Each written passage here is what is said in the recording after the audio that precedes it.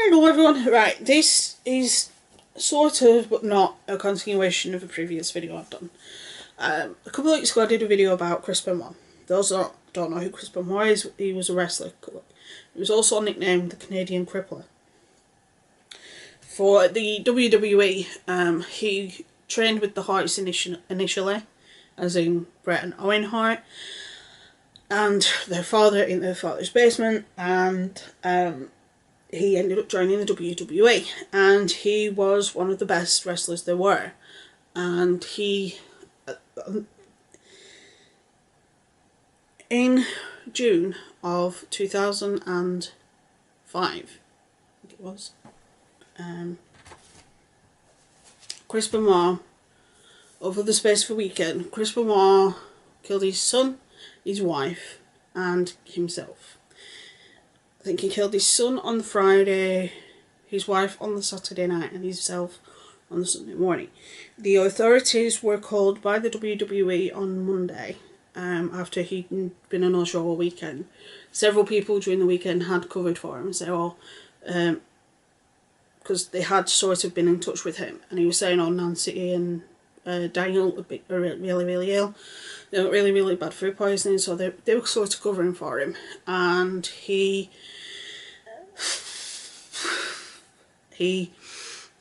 then, when a couple of them got a message off him saying the dogs are in the yard, are in the pool area,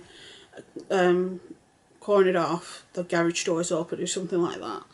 And then they went in. The WWE rang the police in the area in Atlanta where he lived. They went in and found the remains. All three bodies had a Bible nearby. Daniel had a Bible next to him in bed. Same with Nancy, and there was a Bible on the floor near where Chris hung himself. Now, there are a lot of conspiracy theories that surround this case, primarily because of the fact that Chris was a public figure. Chris was a wrestler, he had been for years. In my previous video, I did go into the fact that there was two major causes, which was steroids and chronic traumatic encephalopathy. Basically meaning he'd had too many concussions and his brain was basically mush. I will pop a picture here of what his brain should look like and what his brain actually looks like.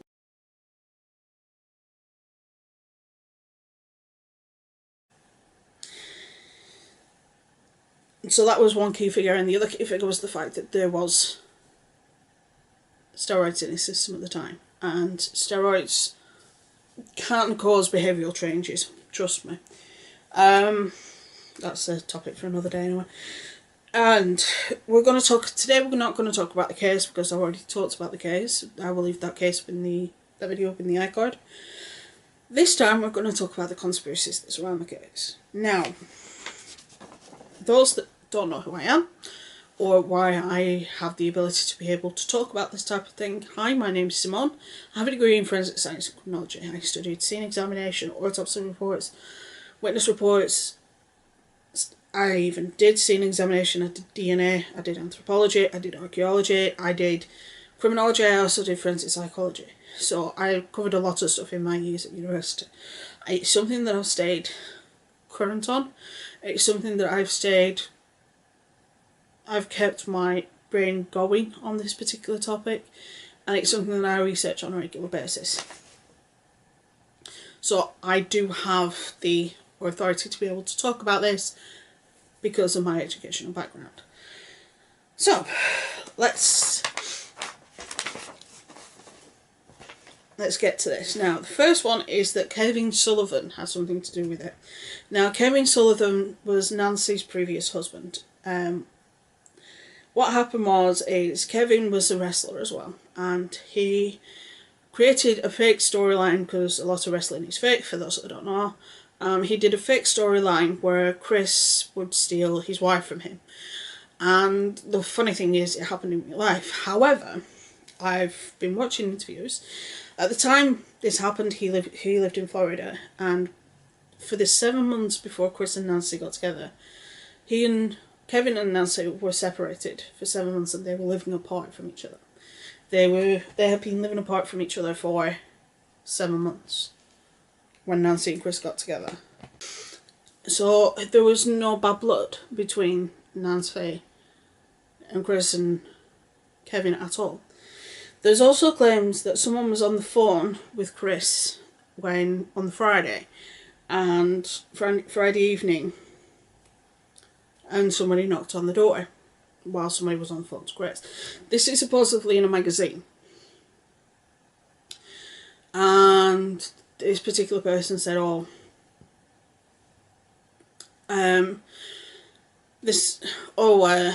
was on the phone with him, and someone knocked on the door. He said, just give us a second, just answer the door, and the phone went dead. There's no trace of this anywhere on the internet, and the thing is with the internet, once it's on the internet, it stays on the internet. So, where is it? Nobody can provide a hard copy of the article or a way back when cover of the article, because the article never existed. Some dispute the brain damage claim. There's a video of wrestling's most despised, and one of them is Chris. And one of them says, well, I don't believe the brain damage because one of the key factors in brain damage for WWE is chair hits to the head.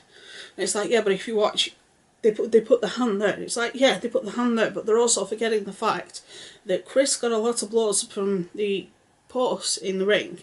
A lot of the time, Chris's head went bang into the post, where his hand wasn't in between his head and the post. And one of Chris's signature moves, I think it was called the flying headbutt, and a lot of the time it went wrong. And they was talking about the reason he had brain damage was because of taking chair shots in ECW. I said, he broke his wrist 3 or 4 times. I said, let me dissect this tape for you. And I hate to even say this boy's name, but Balls Mahoney's name came up in there. And I said, here's a chair shot that Chris Benoit is taking. And they did it fast. They said, okay, he got hit in the head. I said, okay, now slow it down. And the chair comes and the hand comes up. Bam. All right? I said, now. And also the numerous botches that happen that cause people to land on the head. One of which caused Chris to have neck issues and have to have neck surgery. An impact on the ring, on the poles, and the ground that surrounds the ring.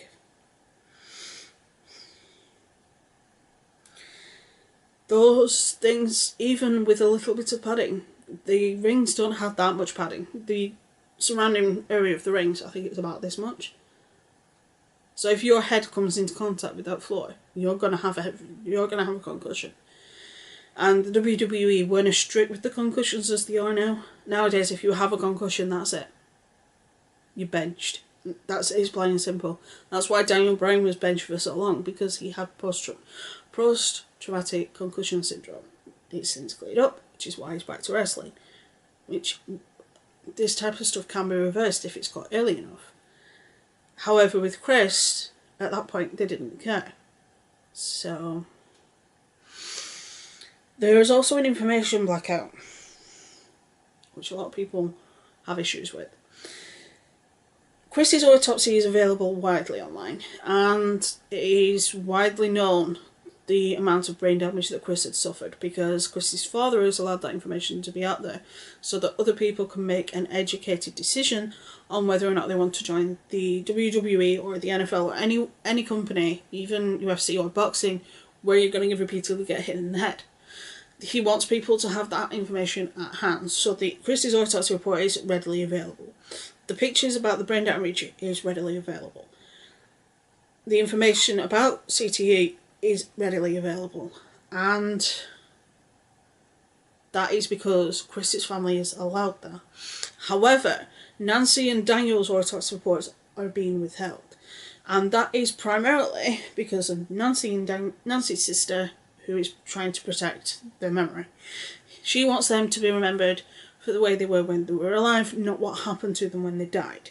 Though, during a podcast on Chris Jericho's Talk is Jericho podcast, she did say that Nancy had suffered before she died.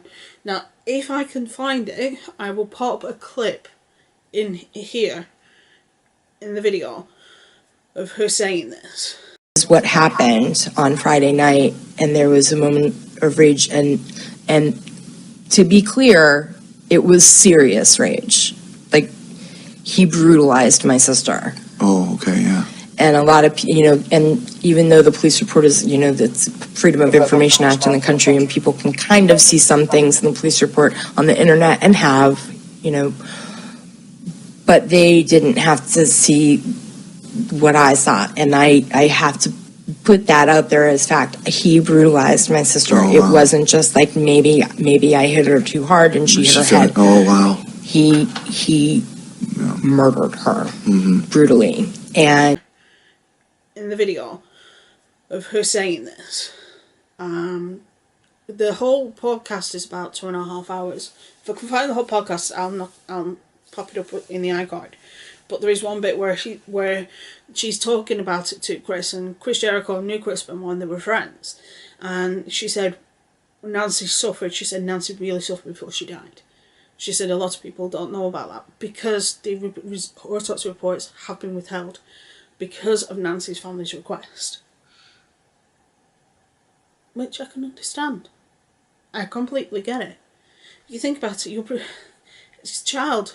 It's this poor innocent child and this woman's sister. I can understand why she doesn't want those autopsy reports all over the place. They were the victims, Chris wasn't. So, a lot of people also completely forget the fact that he was known to be intense, and he was also known as well as the Canadian crippler, because apparently he crippled somebody, but he was also known as Wolverine because he was very, very because a lot of this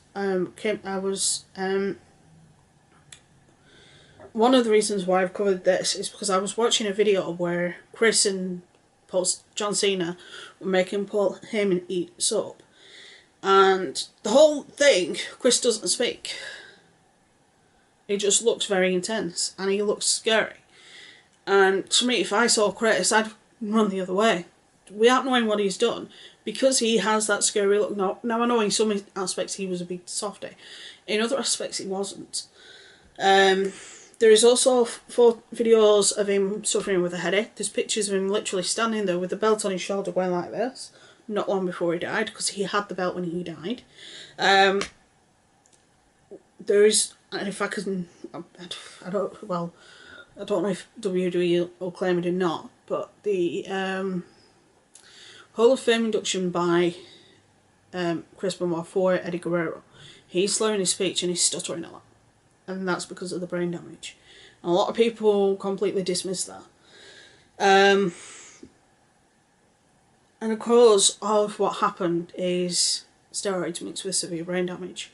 And a lot of people saying, yeah, but if he had the brain of an Alzheimer's patient, but yeah, he could do it. And it's like, yeah, but he very rarely spoke on the mic.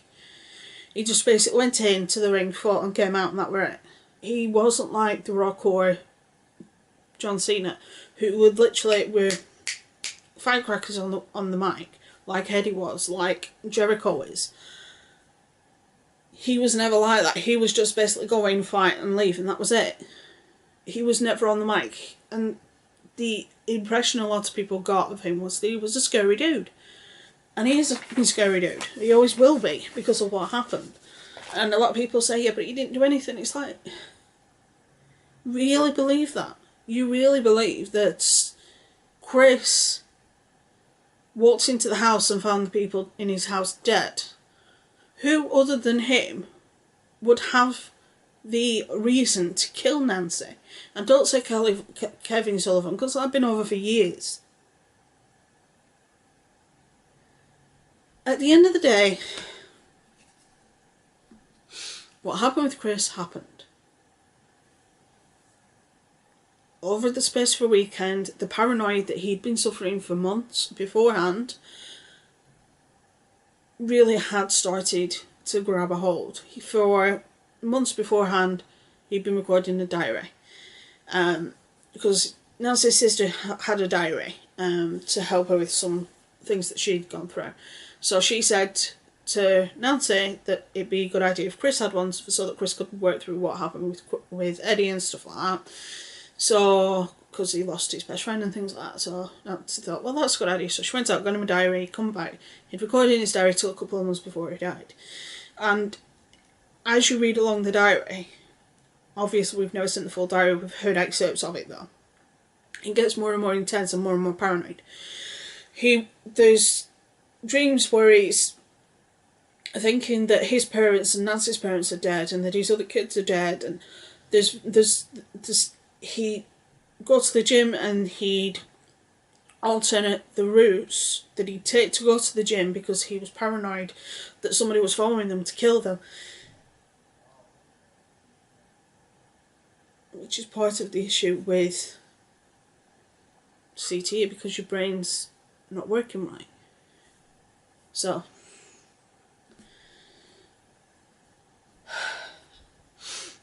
but yeah, the reason why Nancy and Daniel's autopsy reports aren't out there are because Nancy's sister doesn't want them out there, and I can understand why. Like I said with the Newtown shooting, it is up to the parents whether or not those autopsy reports become public. Now, because Nancy and Chris were both dead, the decision on Daniel's autopsy reports fell to Nancy's sister. And it was probably something that Chris's dad also agreed with. So, at the end of the day, I understand why the WWE have done what they've done. I do wish they would handle the whole CTE a lot better than they do, but meaning they actually acknowledge the American Sports Institute, that are doing the research on it, publicly recognise it, not just privately donate money and take a few pictures with them. I actually mean do a fundraiser on one of the SmackDowns or one of the Raws or something. Do a t-shirt line to raise money for the American Sports League to promote the fact that this thing does happen. This shit does happen, and this shit does need to be talked about, and it does need to be rectified. I do commend their approach now to concussion and to head injuries. I commend them, and I respect from doing what they've done and what they've changed. But I also think that people need to stop dismissing, saying that Chris had nothing to do with the murders when he clearly did. Chris was a big guy. He was strong. He could do what happened in that house. And I dread to think, just going off what Nancy's sister said, I dread to think what he did to Nancy. So, like I said, I'll try and pop videos in where I can so that you can see what I'm talking about in some instances. And I'll pop pictures in where I can as well. Now that I've got slightly better editing software, I'm getting there. So, stay safe, be good, have fun. I'll see you soon. If there's any conspiracy theory you want me to look at, let me know down below. Bye. I remember he kicked Miz out of the locker room for months, and maybe Matt Stryker as well, but I remember Miz for certain, because when Miz first got there, obviously, there's the unwritten rules that you have to live by as a wrestler. When they don't give you a rule book for it, you don't know any better. But, he was eating Kentucky Fried Chicken over sitting down eating, and Scott Armstrong's bag was beside him, and some of the crumbs from the chicken were getting on in Scotty Armstrong's bag, and Benoit saw that and flipped out and kicked Miz, banned him from the locker room for months on end, until I think he finally allowed him back in again. But that was kind of, I remember, that was kind of Benoit's thing, where, like you said, you had to have that respect, and there was a whole armada of people who respected Chris Benoit. I mean, the whole generation of wrestlers, but Chris, you had to earn his respect back. I remember another time with Davari in Australia, we were drinking absinthe, which is like this poisonous type of alcohol, which you're not supposed to drink, but whatever we were. And Davari had enough and split.